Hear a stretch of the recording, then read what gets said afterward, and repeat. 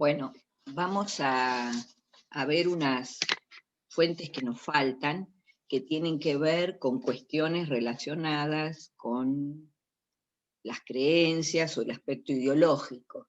¿Se acuerdan que en alguna otra instancia habíamos hablado de cómo se relacionan, cómo hay una vinculación entre las comunidades y los estados en todo este largo periodo de la antigüedad, y habíamos hablado de las vinculaciones así muy materiales en el sentido económico, como la tributación, ¿no? Esa es una manera de vincularse, estados y comunidades, la prestación obligatoria, todas actividades que, como vimos, se pueden organizar y se pueden planificar a partir de la realización de censos y mediante el uso o la amenaza del uso de la coerción, que parece ser una característica, ¿no?, de estos estados o de lo que es una organización estatal, ¿no?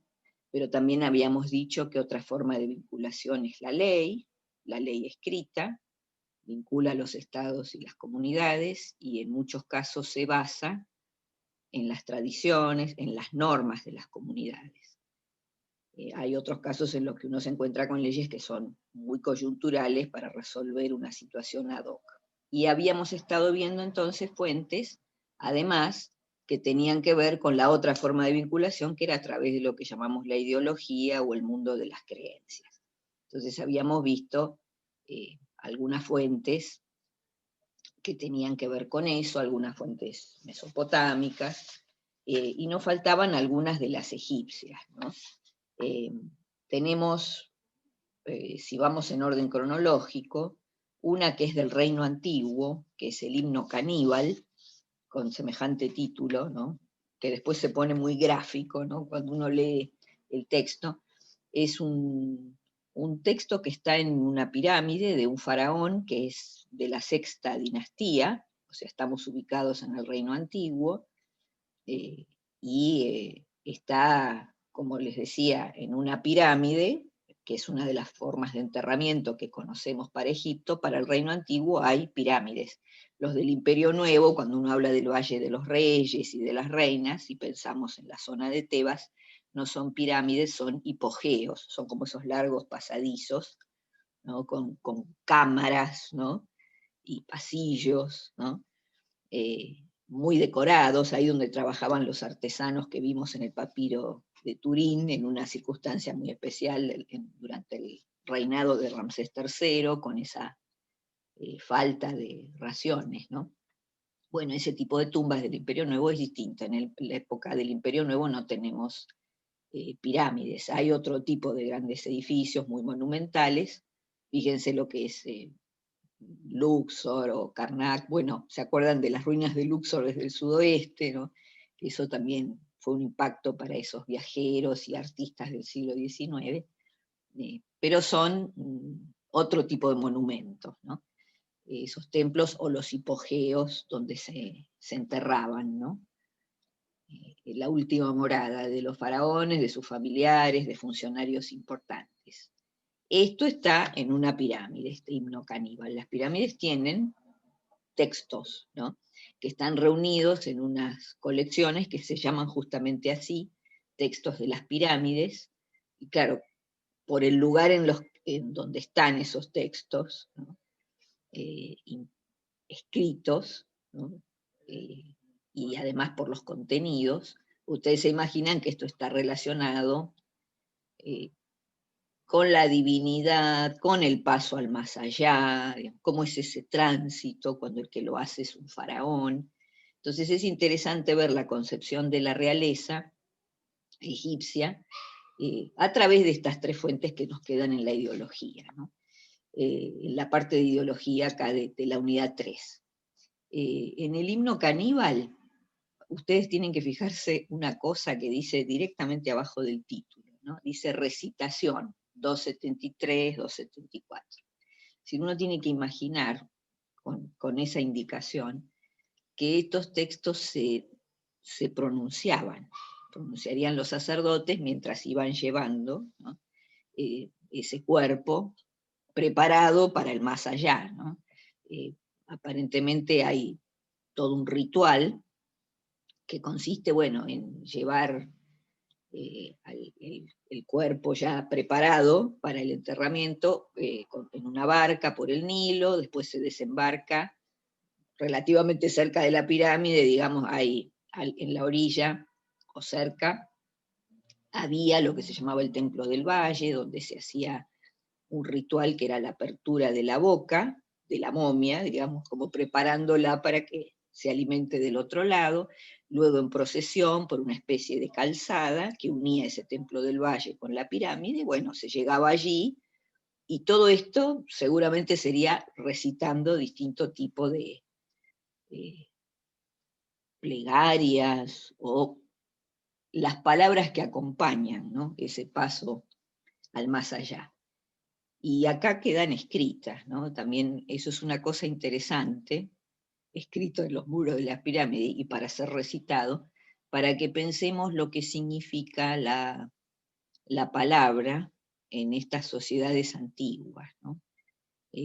Así como el nombre es la persona, si ustedes se acuerdan de la inscripción de Ramsés III en su guerra, lo que él presenta como la guerra contra los pueblos del mar, ¿no?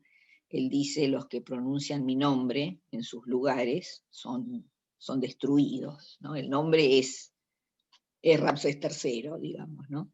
El nombre es la persona, y más aún en el caso del faraón. Y las palabras no son meras palabras, sino que al pronunciarlas crean realidades, ¿no? Entonces, da mucho que pensar, ¿no? Esto de la recitación 273, ¿no?, y lo que dice. Y empieza hablando de una alteración de la naturaleza, ¿no? El cielo está encapotado, palidecen las estrellas, tiritan los ámbitos celestiales, se estremecen los huesos de la tierra, es decir, hay un terremoto, se han llamado a silencio los planetas. Recuerda un poco a Pitágoras, que pensaba en la música celeste, ¿no? Hay una música celestial. Esto es muy anterior, porque Pitágoras es del siglo VI antes de Cristo, y acá estaremos alrededor del 2300, por ahí, fíjense, ¿no? Se han llamado a silencio los planetas. ¿Y por qué pasó todo eso? Han visto al rey Unis apareciendo en su poder. Fíjense lo que es la imagen de la muerte, ¿no?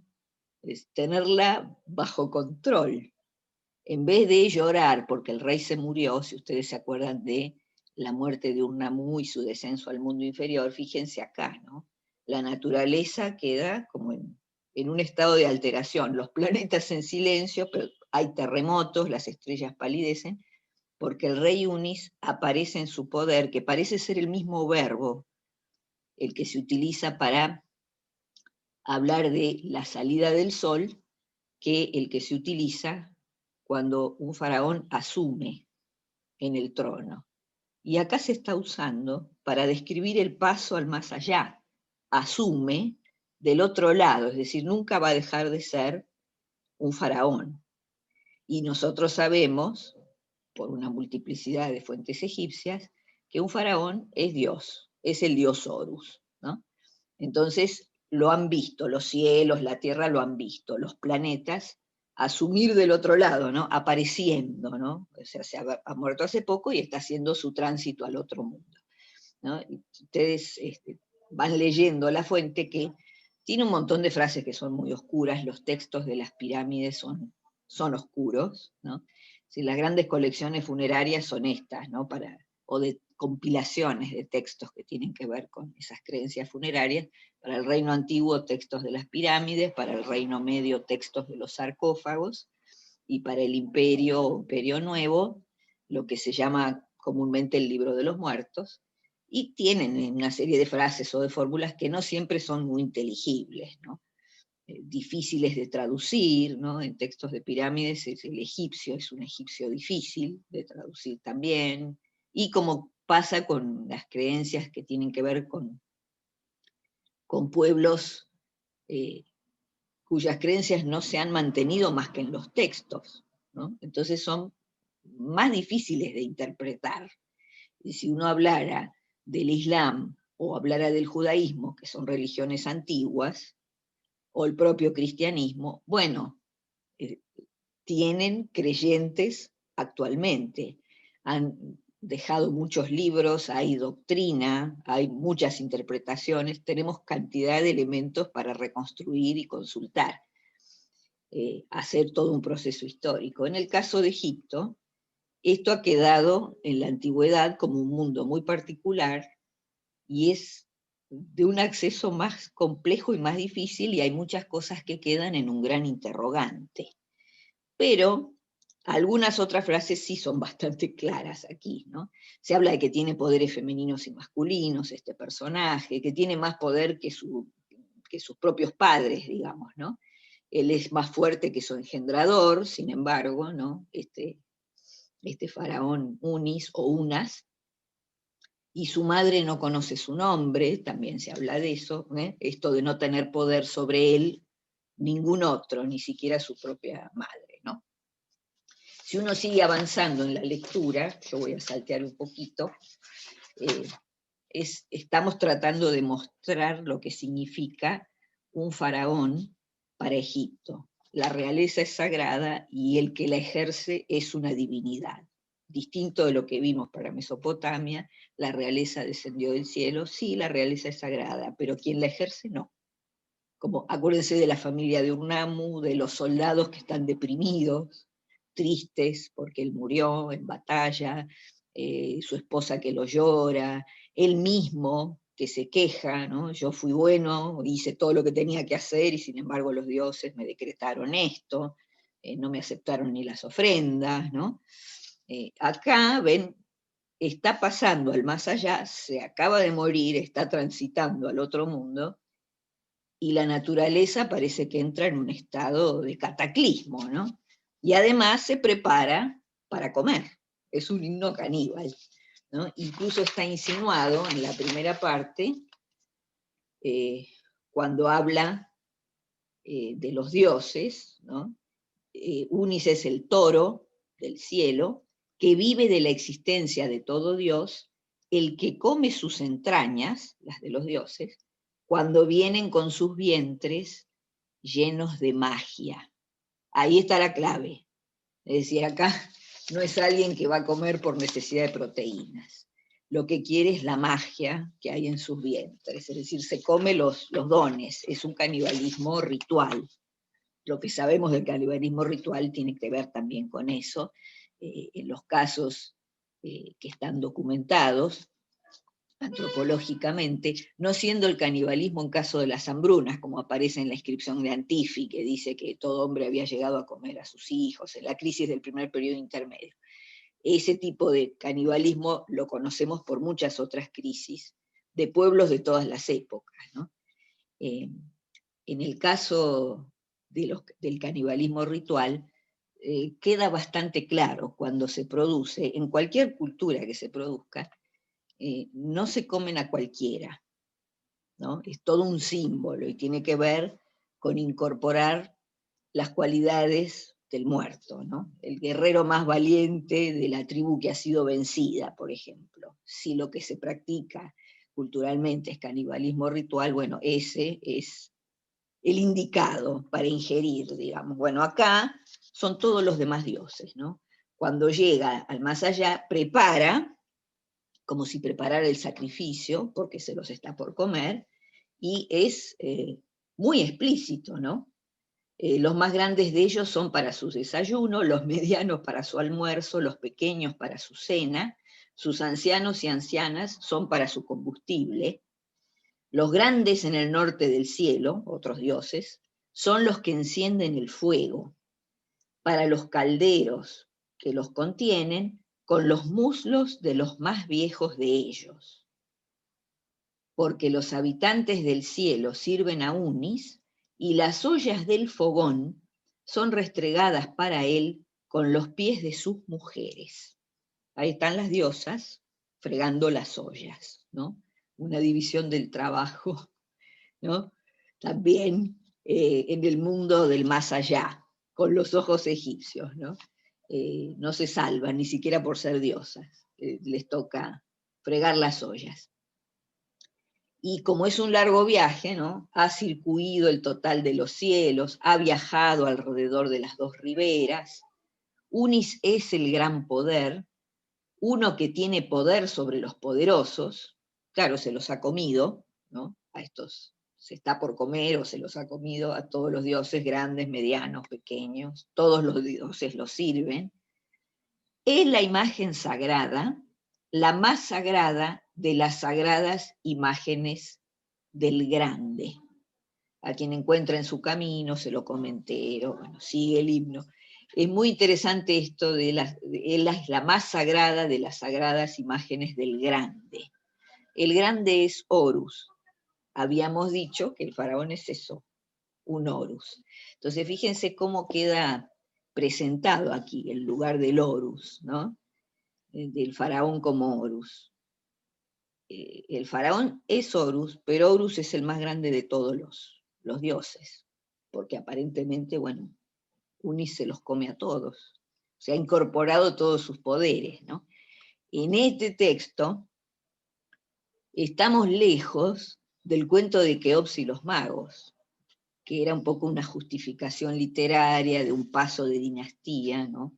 De la cuarta a la quinta, y que, oh casualidad, en la quinta dinastía se empieza a usar un título para todos los faraones, que es el de hijo de Ra. Con lo cual, Horus, hijo de Ra, pasa a ser una titulatura, junto con otros, ¿no? Es Horus, Horus de oro, dos señoras, rey del Alto y Bajo Egipto, hijo de Ra, esa es la titulatura completa, 5 títulos y 5 nombres propios de cada faraón que corresponde a cada uno de esos títulos.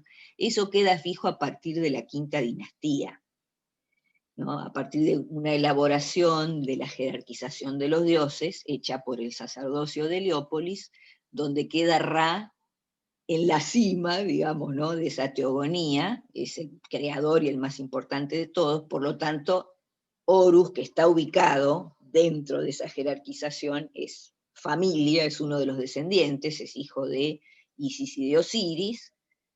Cuando uno mira el árbol genealógico, claro, queda al final, queda como descendiente de Ra, eso es lo que significa hijo de Ra. Con lo cual el sacerdocio de Heliópolis está mostrando, ¿no? Heliópolis, centro de culto a Ra, ¿no? Está mostrando que algo tuvo que ver en ese cambio dinástico, ¿no? Y ese título nuevo de hijo de Ra no desaparece más, ¿no? Horus es muy antiguo, es un título muy anterior a la quinta dinastía, pero ahora se le agrega ese de hijo de Ra en la quinta, y sabemos que hasta el final de la historia de Egipto, esos 5 títulos y 5 nombres, desde la quinta dinastía en adelante, se van a mantener, es como el estereotipo de cómo denominar al faraón en las listas, en las inscripciones y demás. Entonces, esta fuente es muy curiosa, porque piensen que es de la sexta dinastía este faraón. ¿Qué habrá pasado, ¿no? Que elige este tipo de contenido para los muros de su pirámide, ¿no? Si de acá no en ningún lado se habla de que sea hijo de Ra ni que se identifique con Ra, pero sí es la más sagrada de las sagradas imágenes del grande, que es una forma de llamar a Horus, ¿no? El grande. Entonces lo que está acentuado acá es el Horus, ¿no? ¿Qué habrá pasado? Esto es lo que tenemos un texto, tenemos ese texto en una pirámide, y la pirámide es de un rey de la sexta dinastía.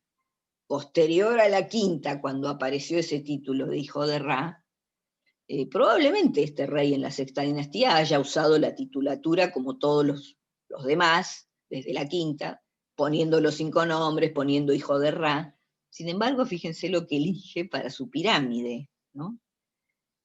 Horus es el más grande de todos.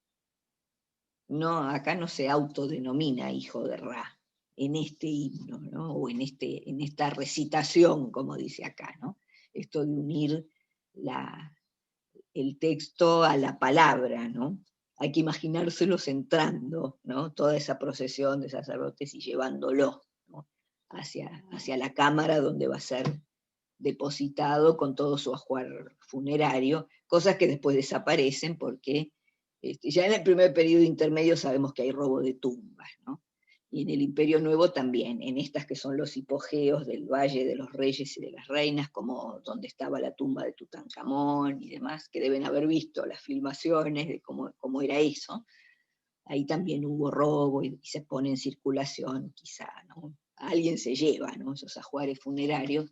Luego, cuando llega el momento de los descubrimientos arqueológicos, en muchos casos no hay nada de eso, ¿no? Pero el asunto es esto, ¿no? Fíjense qué fuerte que está, o qué reforzada que está en este himno caníbal, la imagen del faraón como Horus. Eso es lo que está fuerte acá, ¿no? Interesante manera de mostrarnos, ¿no?, una percepción de lo que es la realeza para Egipto. Ahora vemos las otras dos.